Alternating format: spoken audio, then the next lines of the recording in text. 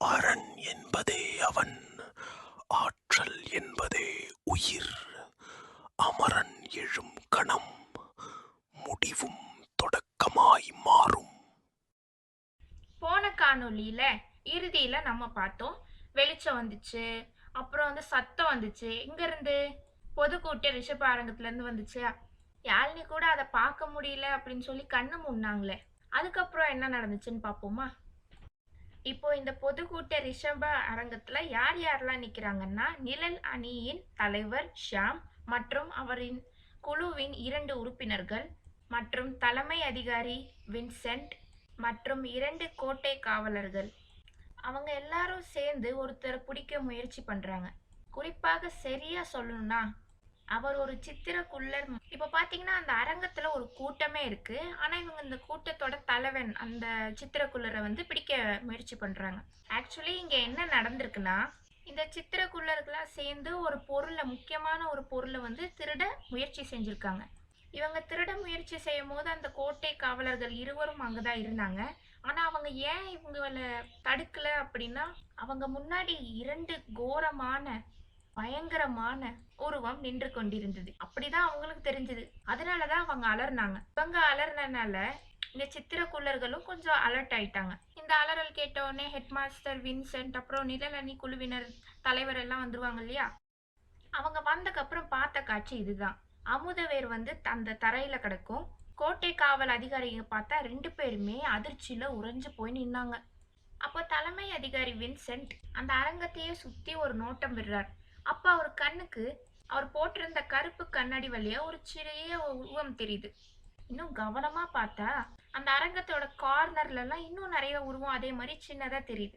உடனே அவர் ஷியாம பார்த்து தலையசைக்கிறாரு. உடனே ஷியாம் அவர் 2 கரங்களை உயர்த்தி கண்ணை மூடி கவனம் செலுத்துறாரு. அப்போது அவருடைய 2 உள்ளங்கையிலிருந்து சிகப்பு நிற ஒளி வீசுது. இவர் இப்படி பண்றத பார்த்து மற்ற 2 நிழலணி குழுவினர்களும் அவங்களோட 2 கரங்களை உயர்த்தி கண்களை மூடி கவனம் செலுத்தி அவங்களோட உள்ளங்கையிலிருந்து அதே சிகப்பு நிற ஒளி வருது. வின்சென்ட் கவனமா அந்த கீழே கடந்த அமுதவேரை பத்திரமா அவர்கிட்ட எடுத்து வச்சுக்கிறாரு. இப்ப இந்த 3 சிகப்பு ஒளியும் சேர்ந்துதான் ரொம்ப பிரகாசமா வந்திருக்கும் அந்த ஒளி. இப்போ அந்த சிகப்பு ஒளி மொத்தமா மறைஞ்சிரும் அந்த அறையில இருந்து. இப்போ வின்சென்ட் அவரோட கண்ணாடி வழியா பாக்குறாரு, ஏதாச்சும் சித்திரக்குள்ளர்கள் மீதி இருக்காங்களா அப்படின்னு. பார்த்தா ஒருத்தர் கூட இல்லை. எல்லாம் சரியா இருக்கான்னு சரி பார்த்துட்டு அங்க இருக்கிறவங்களாம் அவங்க வேலையை பார்க்க போயிட்டாங்க. ஹெட் மாஸ்டர் வின்சென்ட் ஷியாம் கிட்ட பேசணும்னு ஷியாமை மட்டும் கூப்பிட்டுட்டு அவரோட ஆஃபீஸ்க்கு போறாரு. ஹெட் மாஸ்டர் வின்சென்ட் பேச தொடங்குறாரு. அருள் வாமனன் கிட்ட செய்தியை சொல்லி அனுப்புங்க, ஒரு மீட்டிங் அரேஞ்ச் பண்ணுங்க. ஷியாம், பயிற்சி எடுக்க வந்தவங்களுக்கு இதை பத்தி எதுவும் தெரியக்கூடாது. இப்படி சொல்லிட்டு அவர் ஷியாமை அனுப்பிடுறாரு. இப்போ இந்த சித்திரக்குள்ளர்கள் யாரு, எதுக்கு அவங்களுக்கு இந்த அமுதவேர் வேணும் பார்க்கலாமா? முதல்ல இந்த சித்திரக்குள்ளன்னா என்ன? இவர்களுடைய உருவம் குள்ளமா இருக்கும். சொல்ல போனா மிகவும் குள்ளமான உருவம். கட்ட விரல் சைஸ்ல இருப்பாங்க. பல வருடங்களுக்கு முன்னாடி சித்திர வாமன அரசு என்கிற ஒரு அரசாங்கம் இருந்தது. அதை ஆட்சி செய்த அரசர் விஜய வாமனன் அவர்களுக்கு 2 மகன்கள். பட்டத்து இளவரசனின் பெயர் அருள் வாமனன். அவரின் சகோதரின் பெயர் ஆதிதேவ வாமனன். சகோதரர்கள் இருவரும் ஒற்றுமையாக இருந்தார்கள். ஆனால் அந்த துஷ்ட சம்பவம் நிகழும் வரை அரசர் விஜய வாமனன் அகன்சோலை காட்டின் சாபத்தில் விழுந்தார். அவர் மரணத்தின் காற்றை சுவாசித்துக் கொண்டிருந்தார். இதைக் கண்டு 2 இளவரசும் கவலை கொண்டனர். அருள் வாமனன் சூரிய பந்தம் என்ற சடங்கை மேற்கொண்டார். இந்த சடங்கை மேற்கொள்ள உணர்ச்சிகளை கட்டுப்படுத்த வேண்டிய முக்கியத்துவம் இருந்தது. அந்த சூரிய பந்தம் சடங்கும் நடந்தது. ஆனா அருள் வாமனன் இந்த சூரிய பந்த சடங்கு பத்தி தன் தம்பி கிட்ட சொல்லவே இல்லை. சொல்ல போனா தம்பியால இது முடியும்னு நம்பவே இல்லை. உணர்ச்சியை கட்டுப்படுத்த வேண்டியது முக்கியம் இல்லையா? அதனால அவரே இந்த சடங்கை மேற்கொண்டார் தனியா. இந்த சடங்கு நடந்துட்டு இருக்கும் போது நடுவுல இந்த விஷயத்தை கேள்விப்பட்டு ஆதிதேவ வாமனன் வந்துடுறாரு. அந்த சடங்கு தடைப்பட்டு போகுது. அந்த சடங்குல இருந்த ஒளி மொத்தமா ஆதிதேவ வாமனனை தாக்கிடுது. துர்திஷ்டவசமா விஜய மாமனன் மன்னரும் இறந்துடுறாரு. இரு இளவரசர்களுக்கும் கருத்து வேறுபாடு ஏற்பட்டு சித்திரவாமன் அரசு இரண்டாக உடைஞ்சிருது. அகன்சோலை காட்டின் ஒரு பகுதியை அருள்வாமனன் சித்திர அரசு என்ற பேர்ல ஆட்சி செஞ்சாரு. அந்த காட்டின் இன்னொரு பகுதியை ஆதிதேவ வாமனன் ஆதி அரசு என்ற பேர்ல ஆட்சி செஞ்சாரு. இந்த இரண்டு சகோதரர்களுமே கருத்து வேறுபாடு அன்னையிலிருந்து ஏற்பட்டு தான் பிரிஞ்சாங்களே. ரெண்டு ராஜ்யம் கிட்டயுமே வின்சென்ட் ஒரு ஒப்பந்தம் போட்டிருந்தாரு. அது என்ன ஒப்பந்தம்னா, அவர் சொல்லாம அமரன் அரண் ஆற்றல் இந்த அகாடமிக்குள்ள அவங்க வரக்கூடாது. இந்த ஒப்பந்தத்துக்கு ரெண்டு பேருமே ஒத்துக்கிட்டாங்க. ஆனா இன்னைக்கு ஆதி ராஜ்யம் அதை மீறி இருக்கு. அவங்களுக்கு ஏன் இந்த அமுதவேர் வேணும்? இந்த அமுதவேர் என்ன பண்ணும்? அமுதவேர்ன்றது மிகவும் சக்தி வாய்ந்த ஒரு மூலிகை. நிறைய சடங்குகளெல்லாம் அதை பயன்படுத்துவாங்க.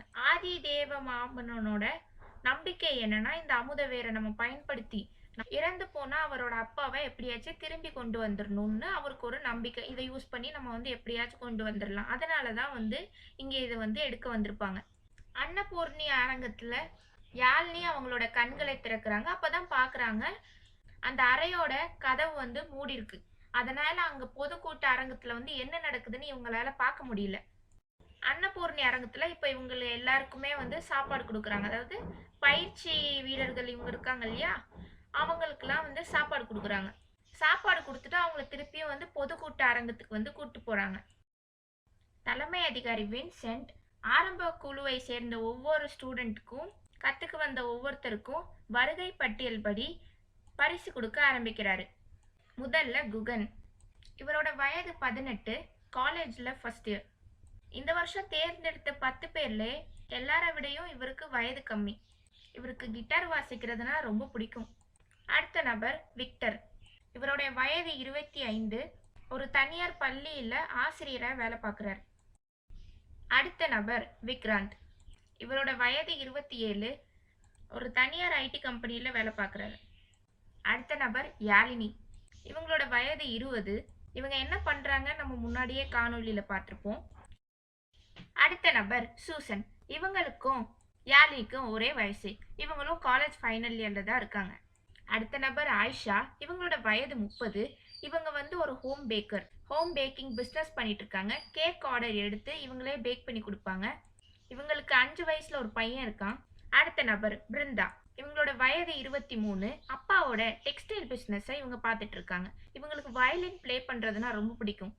அடுத்த நபர் சாரா. இவங்களோட வயது 25. இவங்க ஒரு தனியார் ஐடி கம்பெனில ஒர்க் பண்றாங்க. அடுத்த நபர் ரஹீம். இவரோட வயது 28. இவரோட வெட்டிங் போட்டோகிராஃபர். இவருக்கு 2 வயதுல ஒரு மக இருக்கா. அடுத்த நபர் பட்டியல்லே கடைசி நபர் சுந்தர். இவரோட வயது 40. இவர் ஒரு கார் டிரைவர். ஓலா ஊபர் இந்த மாதிரி ஓட்டிட்டு இருக்காரு. இவரோட பையன் 10வது படிக்கிறான், பொண்ணு 8வது படிக்கிறாங்க. விக்டரோட தங்கச்சி தான் சூசன். அவங்க 2 பேருக்கு இடையே 5 வருஷம் தான் வயது வித்தியாசம் இருக்கு. எல்லாருக்கும் பரிசு கொடுத்தக்கு அப்புறம் அவங்களோட கான்ட்ராக்டை கொடுக்குறாங்க. அந்த கான்ட்ராக்டையும் படிச்சு பார்த்துட்டு எல்லாரும் சைன் பண்றாங்க. அந்த 10 பேர் சைன் பண்றாங்க. அந்த கான்ட்ராக்ட்ல முக்கியமான ஒரு விஷயம் கூறப்பட்டிருந்தது. அது என்னன்னா, இங்க நடக்கிறத பத்தி வெளி உலகத்துல எங்கேயும் சொல்லக்கூடாது. இங்க என்ன நடக்குதுன்னு வெளியில சொல்லக்கூடாது. அனைவரும் அவரவர் வீட்டுக்கு சென்று விட்டார்கள். யாழினி அவங்க வீட்டை அடையும் போது மணி கரெக்டா 6 மணி, மாலை 6 மணி. அவங்க ஃப்ரெஷ் ஆயிட்டு அப்புறம் அந்த பெட்டியில, அதாவது அந்த பரிசு பெட்டியில என்ன இருக்கு அப்படின்னு பாக்குறாங்க. பார்த்தோடனே முதல்ல அதுல ஒரு குறுஞ்செய்தி இருக்கு. வெற்றி உமதே, தீமையை எதிர்த்து போரிடு. இதை படிச்சுட்டு கீழே வச்சிடுறாங்க. அது அடுத்து பார்த்தா அவங்களோட ஐடி இருக்கு. அடுத்து பார்த்தா கால அட்டவணை சுருளும் இருக்கு. அவங்க படிக்க போற 10 பாடங்களும் அதுல குறிப்பிட்டு இருந்துச்சு. அதையும் கீழே வச்சுட்டு அடுத்து என்னன்னு பார்த்தா ஒரு கோலி குண்டு இருந்துச்சு. அதன் நடுப்பகுதியிலிருந்து பிரவுன் நிற ஒளி வீசினது. இந்த கோலி குண்டு எதுக்குன்னு பார்த்தா, அந்த கோலி குண்டு இவங்களோட ஆக்சஸ் கார்டு மாதிரி. அதாவது அமரன் அரண் ஆற்றல் அகாடமியில ஏதாவது ஒரு அறைக்கு போகணும், இல்ல ஏதோ ஒரு இடத்துக்கு போகணும் அப்படின்னா இந்த கோலி குண்டை அவங்க அந்த நுழைவாயில செலுத்தினாதான் அவங்களால போக முடியும். இப்போ இந்த கோலி குண்டு ஆரம்ப குழுவை சேர்ந்தவங்களுக்கு மட்டும்தான்.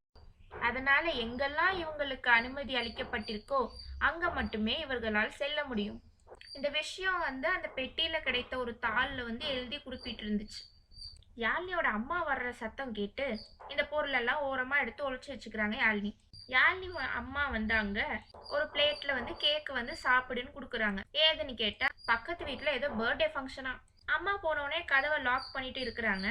அப்போ யாழினி வந்து இந்த பெட்டியே ஒழுங்கா எல்லாத்தையும் எடுத்து சரி செஞ்சுட்டு இருப்பாங்க. அப்போ திடீர்னு பார்த்தா மேஜையில பிளேட்ல கேக் இருக்கும் இல்லையா, அதுல பாதிய காணோம். யாரோ சாப்பிட்ட மாதிரி இருக்கு. இவங்க உடனே கிட்ட போய் பாக்குறாங்க. அந்த பிளேட்டை மேலேயும் கீழேயுமா தூக்கி அசைச்சு பாக்குறாங்க. அப்போ திடீர்னு பார்த்தா அந்த ரூம்குள்ள ஸ்கை ப்ளூ கலர்ல ஒளி வீசியது. ஒளி வீசிய தாக்கத்துல அந்த பிளேட்டை அப்படியே மேஜையில போட்டுறாங்க. யாழினிக்கு ஏதோ பேச்சு சத்தம் கேட்குற மாதிரி இருக்கு. சுத்தி முத்தியும் பாக்குறாங்க. பார்த்தா யாருமே இல்லை. அது எங்க இருந்து வருதுன்னு பார்த்தா மேஜை கிட்ட இருந்து வர்ற மாதிரி இருக்கு. அப்போ அந்த பிளேட் கிட்ட எறும்பு மாதிரி ஏதோ ஒன்று இருக்கிற மாதிரியே இருக்கு. உடனே ஒரு மேக்னிஃபையிங் கிளாஸ் எடுத்து பாக்குறாங்க. பூத கண்ணாடி எடுத்து பாக்குறாங்க. பார்த்தா அங்க நிக்கிறது யாரு? சித்திரக்குள்ள கட்ட விரல் சைஸ்ல ஒரு மனுஷன் நின்றுட்டு இருக்கான். அதை பார்த்த உடனே அப்படியே பயத்துல கத்த போறாங்க. ஆனா அவங்க வாயில இருந்து வார்த்தை எதுவுமே வரல. உறைஞ்சு போய் நிக்கிறாங்க. அவங்க கை கால் எதையுமே அசைக்க முடியல. இன்னும் அந்த அறைக்குள்ள இப்போ பார்த்தா அந்த ஸ்கை ப்ளூ கலர் ஒளி வீசிக்கொண்டே இருக்குது. இப்ப அந்த சித்திரக்குள்ளரும் பேசுவாரு. அப்ப யாழ்னிக்கு வந்து என்னதான் உறைஞ்சு போய் அவங்க நின்றுட்டு இருந்தாலும் அவர் என்ன பேசுறாரு அப்படின்றது வந்து கேட்கும். உங்களை உரைய வச்சதுக்கு மன்னிச்சுக்கோங்க. நான் சித்திர ராஜ்யத்துல இருந்து வரேன். என்னோட பேரு மாதவன். நான் சித்திர ராஜ்யத்தோட தளபதி. நீங்க அங்கிருந்து கிளம்பும் போது உங்களோட பேக்ல விழுந்து நான் உங்க கூட வந்துட்டேன். எங்களோட ராஜா அருள் வாமனன் வின்சென்ட் சார் கிட்ட வாக்கு கொடுத்துருக்காரு. அமரன் அரண் ஆற்றல் பயிற்சி கூடத்துல நாங்க வரமாட்டோம்னு. ஆனா நாங்க வராம இருந்தா ஆதி ராஜ்யத்தை ஆள்ற கரிகால தேவ வாமன மன்னரோட சிப்பாயெல்லாம் வந்து யார் அவங்கள எதிர்த்து போராடுவா? அதனால எங்க மன்னர் எங்களை ரகசியமா அனுப்புனாரு. நாங்க கணிச்சபடியே சரியா இன்னைக்கு அந்த ஆதி ராஜ்யத்தை சேர்ந்தவங்க வந்து திருட வந்துட்டாங்க அமுதவேர. அமுதவேர் பத்தி உங்களுக்கு எதுவும் தெரியாதுன்னு எனக்கு தெரியும். ஆனா அதை பத்தி யார்கிட்டயும் சொல்லக்கூடாதுன்னு எங்க மன்னர் சத்தியம் வாங்கிட்டார். அது மட்டும் இல்ல, உங்க கூட வந்ததுக்கு இன்னொரு காரணமும் இருக்கு. எவ்வளவு நாள் தான் அந்த அகன் சோலை காட்டுக்குள்ளே நானும் இருப்பேன். கொஞ்சம் இந்த சிட்டியெல்லாம் சுத்தி பார்க்கலான்னு தான் நான் உங்க கூட வந்தேன். அது மட்டும் இல்ல யாழினி, உங்களை யாழினின்னு கூப்பிடலாம்ல. உங்களுக்கு எந்த ஆபத்து வந்தாலும் நான் காப்பாத்துவேன். எங்க மன்னர் எனக்கு ஒரு வேலை கொடுத்துருக்காரு. அது முடியிற வரைக்கும் நான் உங்க கூட தான் இருப்பேன். இப்போ நான் உங்களை விடுவிக்க போறேன். தயவு செஞ்சு கத்தாதீங்க. இப்படி சொல்லிட்டு அவர் விடுவிச்சிடுறாரு. அப்புறம் வந்து உறைஞ்சு போயிட்டு நின்றுட்டு இருந்த யாழினி வந்து பழைய நிலைக்கு திரும்பி வந்துடுறாங்க. அவங்களால கை அசைக்க முடியுது, கால் அசைக்க முடியுது, ஏன் பேசக்கூட முடியுது. முதல்ல அவங்க கையே கிள்ளி பாக்குறாங்க, கனவான்னு. கனவு இல்லைன்னு தெரிஞ்சோடனே மாதவன் கிட்ட பேச தொடங்குறாங்க. இங்க பாருங்க மிஸ்டர் மாதவன், இப்போ கூட என்னால இதெல்லாம் நம்ப முடியல. ஆனா நீங்க ஏன் என்ன தேர்ந்தெடுத்தீங்க? வேற யார் கூடயும் போயிருக்கலாமே. சொல்ல போனா அங்கேயே வேலை செய்யறவங்க கூட இருந்திருக்கலாமே. அதுக்கு மாதவன், அங்க வேலை செய்கிற வீரர்கள் கிட்ட நான் இருந்தேன்னா கண்டிப்பா என்ன கண்டுபிடிச்சிருவாங்க. ஏன்னா அவங்க கிட்ட சக்தி இருக்கு இல்லையா. ஆனா நீங்க இப்போதான் கத்துட்டு இருக்கீங்க, உங்ககிட்ட சக்தி கம்மியா தான் இருக்கும். யாழ்னி, அதுக்கு உங்களை இப்படி நான் மறைச்சு வச்சு அந்த அகாடமிக்கு கொண்டு போனேன்னா கண்டிப்பா என்ன வெளியே அனுப்பிட மாட்டாங்க கண்டுபிடிச்சிட்டக்கு அப்புறம். அதுக்கு மாதவன், அவங்க கண்டுபிடிக்காத மாதிரி நான் பாத்துக்கிறேன். அப்படியே கண்டுபிடிச்சாலும் என்னால உங்களுக்கு எந்த பிரச்சனையும் வராது. எங்களோட மன்னர் பார்த்துப்பாரு, நான் பாத்துக்கிறேன். மாதவன் திருப்பியும் பேச தொடங்குறாரு. யாழினி, என்னோட கேள்விக்கு நீங்க பதிலே சொல்லி, நான் உங்களை எப்படி கூப்பிடணும்? யாழினினா? அதற்கு யாழினி, என்னோட நண்பர்கள் என்னை யாழுன்னு தான் கூப்பிடுவாங்க. நீங்களும் வேணா யாழுன்னு கூப்பிடுங்க. அதற்கு மாதவன், கண்டிப்பா நான் இனிமே உங்களை யாழினே கூப்பிடுறேன். அதே மாதிரி நீங்க என் பேரையும் மாதவன்னே கூப்பிடக்கூடாது, வேற ஏதாவது கூப்பிடுங்க. கொஞ்ச நேரம் யோசிச்சுட்டு யாழினி, சரி மாதவன் பேர் வச்சிருக்கிறதுனால உங்களை மேடின்னு கூப்பிடுறேன். அதற்கு மாதவன், இந்த பேர் நல்லா இருக்கே, இதை நான் எங்கேயும் கேட்ட மாதிரி இருக்கே. கேட்டிருப்பீங்க. நீங்க தமிழ் படம் எல்லாம் பார்த்துருந்தீங்கன்னா உங்களுக்கு புரிஞ்சிருக்கும் இந்நேரத்துக்கு. உடனே மாதவன் அதற்கு, ஆமா யாழ், என்னோட பக்கெட் லிஸ்ட்ல அதுவும் இருக்கு, படம் பார்க்கணும்னு. இவங்க பேசிட்டு இருக்கும் போதே மேடி கையில வந்து ஒரு வாட்ச் கட்டிருக்காரு. அந்த வாட்ச்ல வந்து கிரீன் லைட் வந்து எரியுது. இதை யாழினியும் நோட்டீஸ் பண்ணிடுறாங்க. அது என்னன்னு யாழினி கேட்டதுக்கு, நான் மட்டும் என் மன்னர் கட்டளைப்படி தனியா வரல. என்னோட 2 போர் வீரர்களும் நான் எப்படி உங்க கூடயே மறைஞ்சு வந்துட்டனோ அதே மாதிரி அவங்களும் இந்த 10 பேர்ல 2 பேர் கிட்ட போயிருக்காங்க. அவங்க சேஃபாக போயிட்டாங்க அப்படின்றதுக்கான ஒரு சிக்னல் தான் இந்த பச்சை லைட். யாழினியும் மேடியும் 2 பேருக்குமே சாப்பிட்டுட்டு தூங்க ரெடி ஆயிடுறாங்க. மேடிக்காக தேடி ஒரு சின்ன பழைய டால் ஹவுஸில் அவர் தூங்குறதுக்கு ரெடி பண்ணிடுறாங்க. இது இப்படி இருக்க இன்னொரு பக்கத்தில் மணி சரியா இரவு 11 இருக்கும். நிழலணி குழுவின் தலைவர் ஷாம் ரோட்ல நடந்து போயிட்டு இருப்பாரு. அப்போ அவரை யாரும் ஃபாலோ பண்ற மாதிரியே இருக்கும். அவர் திரும்பி பார்ப்பாரு, யாருமே இருக்க மாட்டாங்க. திருப்பியும் காலடி சத்தம் கேட்கும். திரும்பி பார்த்தா அங்க உயரமா ஒருத்தன் நின்றுட்டு இருப்பான். இவர் ஷாக் ஆயிடுறாரு. அவன், என்ன ஞாபகம் இருக்கா ஷாம் அப்படின்னு சொல்லிட்டு சிரிச்சுட்டே இருக்கான். ஷாம் அப்படியே ஷாக்கா பார்த்துட்டே இருக்காரு. அவன் சிரிக்கிறத நிப்பாட்டி, long time no see friend அப்படின்னு சொல்லி ஷாம் மூஞ்சிலே ஒரு குத்து விட்டான்.